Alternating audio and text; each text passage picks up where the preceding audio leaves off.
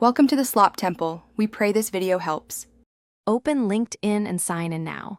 You need the image prepared, JPG or PNG, 1200 x 627 pixels works well and file size under 5 MB.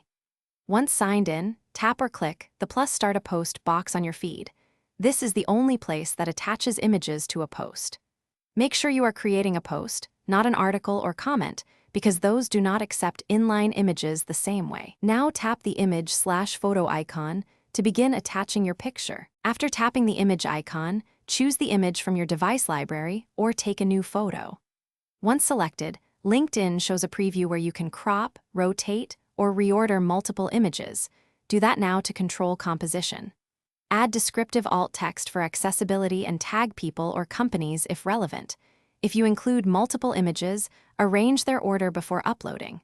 Make sure the preview looks correct because once you hit post, the images appear immediately in your feed as part of that post. Compose your caption and include hashtags or mentions to increase visibility. Double-check grammar.